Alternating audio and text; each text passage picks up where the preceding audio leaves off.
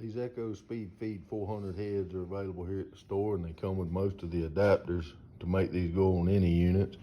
Now, if you're putting this on an Echo, you shouldn't need any of these adapters. It should bolt right on and screw right on. So we'll come over here and I'll show you how to put it on. The machine we're gonna put this on today is an Echo SRM 225, so we'll need no adapters.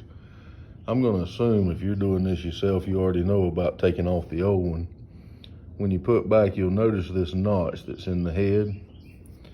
And then when you put in your sleeve, you'll notice there's a notch in it. You line those up, put a pin in, and this keeps it from moving.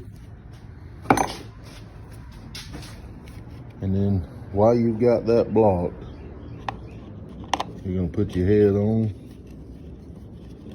and turn it until it engages. And then you just spin it home.